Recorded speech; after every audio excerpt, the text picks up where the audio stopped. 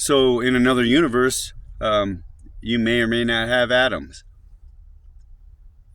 But say in a different universe, they're not really, in a way, they're organized. And they're organized in a kind of, it's not area that they're actually in. C has no dimensionality. But within C, they're organized equidistantly in a grid-like pattern that is consistent the whole way through. There's no variation in that pattern, and it's so it's not really an up-down. There's no horizon in C, and no polarization. But the universe is the dimensionality within C would be equally related within C, no matter how complex they are or not. But they did all simultaneously emanate and are the same size and shape. And there's a reason for that. Anyways, what connects them? So say two universes, say universe W and universe N. They both have iron in them, right? Well, and maybe they don't have any other elements connected, right?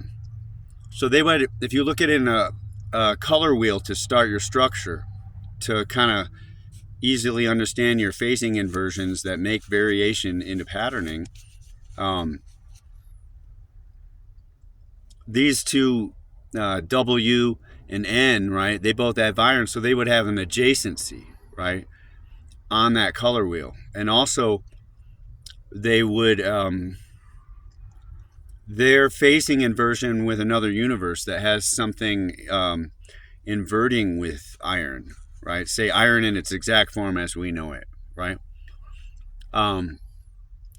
Say that's, in that case, because there'd be many more universes than letters, okay? But say in this theoretical case, that's W minus and N minus, right? You could put plus on the other one. I should have did that. But those phasing inversions from W plus and N plus are going to cross because of their adjacency to the inversions, the phasing inversions that create variation of W minus and N minus, right? And that crossing, you start to see how there's structuring, right? Adjacency as far as sameness, right? And a polarization as far as maximum differentiation. And of course, there could be gradients of differentiation with, say, universe, X minus and X plus, where it's almost iron as we know it, right? And there could be all these, almost like trigonometry, endless slight variations or major ones. There could be no elements. There could be all the same elements as this universe. In another one, there could be all the same elements, but they have different characteristics. All types of variable potentialities. And anyway, but that's how I think it's structured in the multiverse, is through these. There's different kinds of phasing, and I want to go into that at a different time. But that phasing is what is, and that's actually why you have higher frequency, rate, and power at the higher dimensionality, say in a more complex universe that has 3 axes, but more planes than 3 though, but such as this one, I think,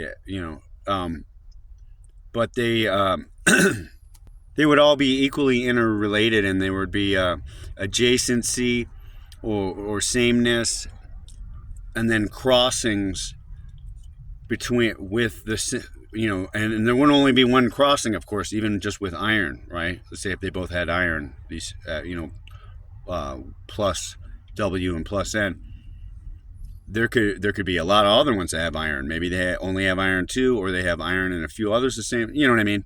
And you can see how complicated the structuring begins. But I think this is, the universe's C does not have dimensionality.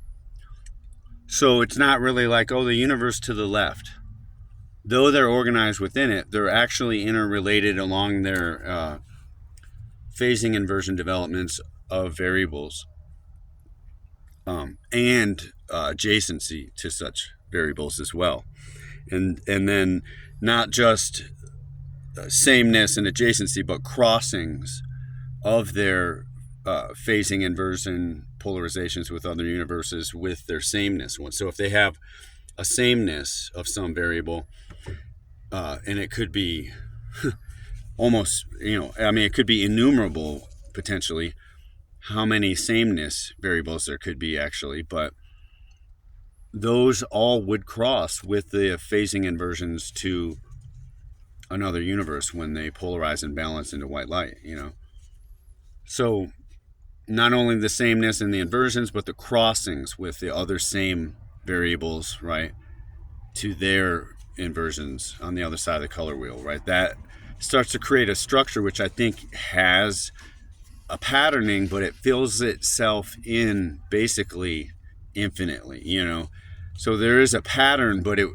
theoretically you could describe it, but really it's not something it would just look like white light, You could say within this white light, all these intersections are so dense that there is no zero in it. It's all one, all ones of one, as far as their polarization inversion balancings, right? And so I just thought that was worth mentioning, so you can see how the multi-dimensional structure could get really complex really fast if you start thinking about it like that. And also, I don't think those are not the only connection aspects either, I don't think, but that's your main pivot point where your variation comes from. So I think it's the most primary, and I think there's probably other complexities within that as well that need to be explored, but that's your primary.